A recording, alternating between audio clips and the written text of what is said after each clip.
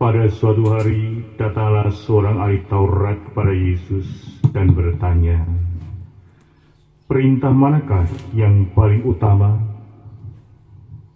Yesus menjawab, "Perintah yang utama ialah, dengarlah hai orang Israel, Tuhan Allah kita itu Tuhan yang esa. Kasihilah Tuhan Allahmu dengan segenap hatimu, dengan segenap jiwa, dengan segenap akal budi, dan dengan segenap kekuatanmu. Dan perintah yang kedua ialah, kasihilah sesamamu seperti dirimu sendiri. Tidak ada perintah lain yang lebih utama daripada kedua perintah itu." Berkatalah ahli Taurat itu pada Yesus, "Guru, tepat sekali apa yang kau katakan, bahwa Dia itu esa dan tak ada Allah lain kecuali Dia. Memang mengasihi Dia dengan segenap hati, dengan segenap pengertian, dan dengan segenap kekuatan, serta mengasihi sesama manusia seperti diri sendiri, jauh lebih utama dari semua kurban bakar dan persembahan." Yesus melihat betapa bijaksananya jawaban orang itu. Maka ia berkata kepadanya, "Engkau tidak jauh dari kerajaan Allah." Dan tak seorang pun masih berani menanyakan sesuatu kepada Yesus. Demikianlah sabda Tuhan. Terpujilah Kristus. Bapak, Ibu, dan saudara kasih, barusan kita mendengar ketika Yesus ditanya oleh seorang ahli Taurat, hukum mana yang utama? Yesus memberikan jawaban yang singkat, padat, tapi jelas, terukur dengan baik. Yesus berkata, "Kasihilah Tuhan Allahmu dengan segenap hatimu, dengan segenap jiwamu, dan dengan segenap akal budimu, dan dengan segenap kekuatanmu. Dan kasihilah sesamamu manusia seperti dirimu sendiri." Dua aspek inilah yang sangat ditekankan oleh Yesus, yang harus dilakukan oleh seorang ahli Taurat tadi.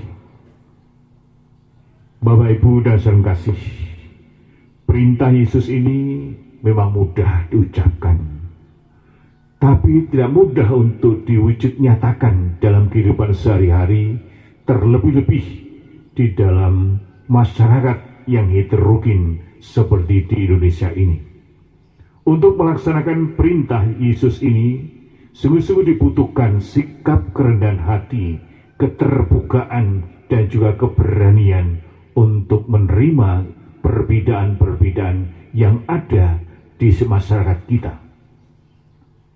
Mencintai Allah secara nyata berarti hidup dalam ketaatan dan komitmen kepadanya. Ini berarti mengenal Allah melalui firman-Nya, kita membangun relasi lewat hubungan kita, dan juga melaksanakan perintah-perintahnya dalam kehidupan kita sehari-hari.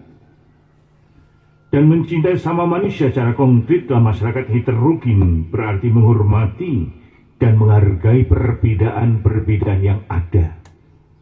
Dan kita yang hidup di Indonesia ini, dalam masyarakat ini, kita harus sadar sesadar-sadarnya bahwa bangsa kita itu terdiri dari berbagai macam latar belakang, budaya, suku, agama, keyakinan, dan ras, dan sebagainya. Ini semua harus sungguh-sungguh kita sadari dan kita peduli bagaimana mewujudkan cinta kepada Allah dan kepada sesama itu nyata dalam hidup sehari-hari. Tidak mudah, dibutuhkan suatu kerelaan, kerendahan hati, keterbukaan di dalam membangun relasi dengan sesama. Ketika manusia masih mencurigai atau punya prasangka-prasangka dengan orang-orang yang berbeda dengan dirinya, entah keyakinannya, entah sukunya, entah rasnya, kita sulit untuk mencintai seperti yang diharapkan oleh Yesus sendiri. Bapak Ibu dan kasih, pada suatu ketika ada training kepala sekolah, dan tempat training itu adalah milik Yayasan Katolik. Pesertanya kepala sekolah dengan berbagai macam latar belakang agama, budaya, bahkan yang ikut di situ ada awam, ada pastor, ada suster. Tapi tempat training itu sungguh-sungguh dirancang dan mempunyai visi bagaimana membangun persaudaraan persahabatan di antara orang-orang yang tidak seiman dan berbeda ini. Dan sungguh, ketika kegiatan itu berlangsung, sebenarnya ada satu kepala sekolah yang sudah menjadi kepala sekolah yang sudah dewasa, tapi belum pernah bergaul dengan orang-orang yang tidak seiman dengan dia. Dan kepala sekolah itu mempunyai suatu pemikiran bahwa orang-orang di luar itu tidak baik. Ketika proses training itu berjalan, kegiatan bersama-sama, makan bersama, diskusi, bahkan tidur pun dicampur. Artinya yang laki-laki ya, jangan mikir yang aneh ya. Suster juga dengan awam. Ketika suster itu harus bersama-sama dengan awam, berkata, "Bu, saya jangan dijadikan satu dengan awam." Tidak, harus bersama-sama. Tapi apa Bapak sekalian, ketika proses itu berjalan dan terus-menerus selama 10 hari, maka kepala sekolah yang memiliki pemikiran bahwa di luar orang-orang seiman dengan dia itu tidak baik, berubah sama sekali. Ketika dia diminta untuk testimoni, memberi kesan dan pesan pada penutupan acara itu, dia itu menangis. Seorang bapak, tapi sungguh-sungguh menangis.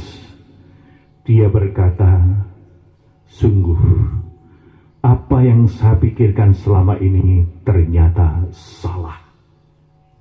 Saya selama ini mengenal hanya orang-orang yang seiman dengan saya. Tapi di tempat ini sungguh-sungguh saya merasakan persaudaraan, persahabatan, dan saling menolong, saling membantu. Saya berjumpa dengan pastor, berjumpa dengan brother, berjumpa dengan suster. Ternyata mereka itu baik dan penuh kasih." Sehingga pada malam itu dia sungguh-sungguh menangis, mengungkapkan apa yang dia rasakan, bahwa ternyata orang-orang Katolik, orang Kristen, dan orang Buddha itu semuanya itu adalah orang-orang yang baik. Disinilah Bapak sekalian, bagaimana yang memberikan kesaksian cinta Allah dan kepada sama manusia, kalau kita mampu dan berani membangun suatu komunitas, mampu berjumpa dan sekaligus memberi kesaksian yang hidup. Bapak kepala sekolah yang itu kebetulan dia itu betul-betul hasilnya bagus, maka dia pun dapat penghargaan. Ya, tapi dia datang ke situ sebenarnya tadinya awalnya dia tidak mau, tapi dia itu taat kepada pengurus yayasannya. "Kamu harus pergi ke situ. Silakan, harus ke situ, tidak boleh ke lain." Ya, padahal pengurusnya sendiri adalah bukan Katolik, tapi menunjukkan kamu harus ke situ. Ya, Bapak Ibu dan saudara kasih, melalui interaksi positif dalam masyarakat heterogen, kita dapat mencintai Allah dengan lebih baik dan mencintai sesama manusia tanpa memandang perbedaan-perbedaan.